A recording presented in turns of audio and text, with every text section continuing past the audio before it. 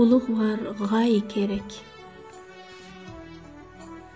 Tarixchilar hech kim so'rmagan savollarga to'xtamasdan javob berib turadigan gaz odamlardir. Lev Tolstoy.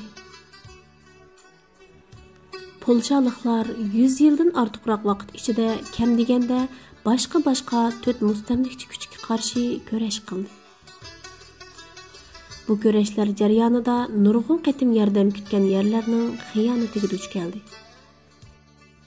Napoleon ularni mustaqillikka erishtiradiganligini va'da qilib, urushdan urushga so'rab yurdi.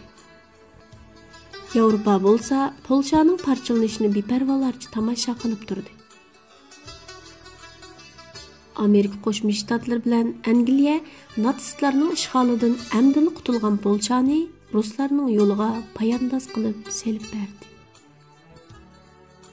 O'z davrining eng kuchli davlatlari bilan ro'baro holga kelib qolgan paytlarda bo'lsa, polshaliklarning o'zlari va milliy qimmat qarashlaridan boshqa ishini alaydigan hech nimasi bo'lmadi.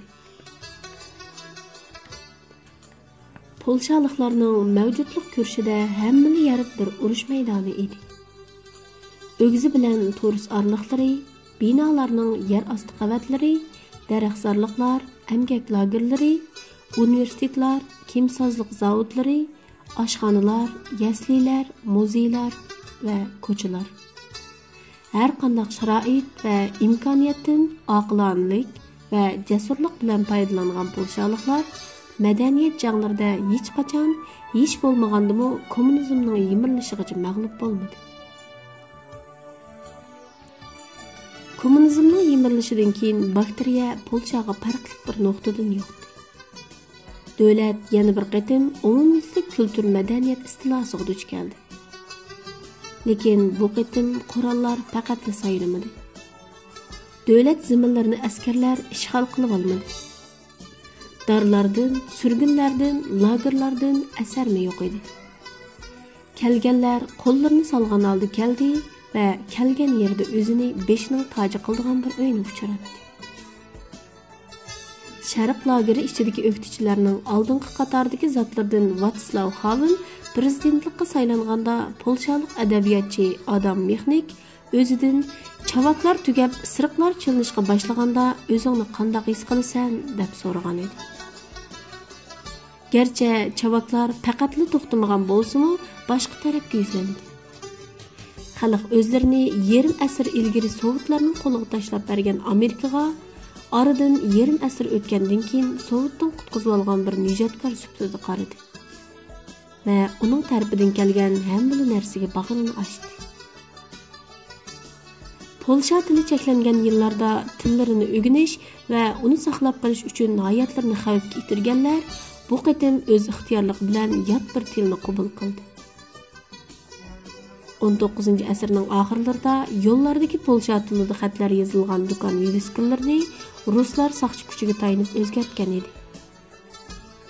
Kommunizmning yimirilishidan keyin bo'lsa, kishilar buni o'zlari orzulab, shundaqla yaxshi bir ish qilayotganligiga ishongan holda qilishga boshladi. Viviskalardagi xatlar bilan birlikda so'zlashish tilimi o'zgarishga boshladi. Kundalik turmush inglizchaning istilosiga uchradi. Amdilikda Polsha xalqining ko'p sonligiga nisbatan Amerikaliklarga tava hamma narsa bir mukammallikning simvoli edi. Tajriba, huquq, erkinlik, demokratiya, hatto fazilat Amerikaga barobar hukmlarga aylandi. Amerikaliklar bilan birlikda Polshaga hamma narsa bir-birlab keldi. McDonald, Coca-Cola, Marlboro, kino, televizor, zo'ravonlik va jinsiy ozodlik. Amerikada ishlangan kino filmlar ekranlarni shunday qoplab ketdiki, davlat radio televizorlarga tarqatishlarining 30%ni yerlik kino filmlariga ajratish shartini qo'yishga majbur bo'ldi. Lekin Amerika kino filmlari ularga ajratilgan 70%lik o'rinni to'ldirishda faqat qiynalmadi. Siyosiy sohada amerikachilik qilish asosan hech qanday qarshilikqa uchirmadi. Masala shu nuqtaga berib yetdiki, nurg'un kishilar Polshani Amerikaning cho'kmas avia matkisi deyishga boshladi. iste'mol kültürünün eng kuchli quroli televizor edi. Dunyoning boshqa joylariga o'xshash, Polshami bu qurolning oldida mudofiasiz edi.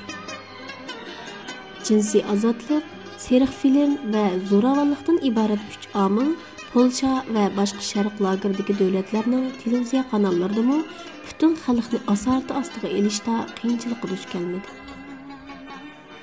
Chexoslovakiyalik adabiyotchi Ivan Kilma bu vaqtda to'xtalib, o'zimizga yangi bir iloh topdik. Uning ismi Tamasha deydi. Tamasha va uningga ergishib kelgan narsalarga bo'lgan talabning kuchayishiga parallel holda qadimiy qimmat qarashlarning ahamiyatimi shundoq tezlikda tuvanlashga yuzlandi.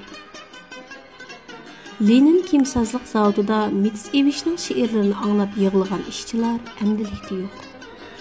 Buningga hojatmi qolmadi. Adabiyot va tarix polshaliklarga eng og'ir kunlarda kim ekanliklarini eslatib, butkul dunyoga qarshi turish irodasini bag'ishlaydi. Ular tuyuqsizla o'zlarini chek-chegarasiz erkinlikning qo'ynida ko'rdi. Cheklimlar yo'qolgan, qarshi kurash qiladigan bir narsa qolmagan edi. Buning bilan noiti aldirash o'tgan kurash davri birdilla g'oyisizlikka duchor bo'lib, pichoq bilan kaskandakli to'xtab ketgan edi. Biroq koinotda bo'shliqqa o'rin yo'q edi. Polshaliklarning eng mushaqqatli kunlarida ularni birlashtirib, eng rohat paytlarida tashlab ketgan g'oyalari qoldirgan bo'shliqni Amerikachilik do'lqini darhol to'ldirdi. Nurg'un kishilar navbatdagi holatga bir o'tkinchi davr deb qaramoqda. Bu balki bir gangrash davri bo'lishi, bir ikki avlod bu gangrash ishida yo'qolib ketishi, orqadan polshaliklar burunqiga o'xshash yo'qolib ketgan qimmat qarashlarini qaytadan barpo qilish uchun hamma ishni noldan boshlashi mumkin. Yoki qurolli qo'zg'olonlarning unimining bo'lmaganligini ko'rib, organik xizmatga yuzlanganidek, bugungi ahvoldan qutulish uchunmi yangi bir usul tepib chiqish kerakligini his qilishi mumkin.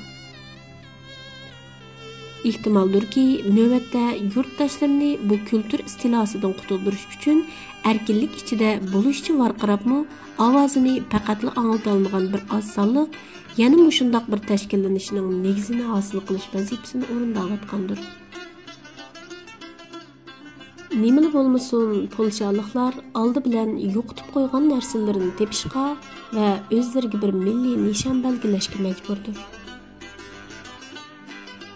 Uni tepib bo'lguncha, har holda Amerikaning g'oyalari bilan kunlarini o'tkazib turadi.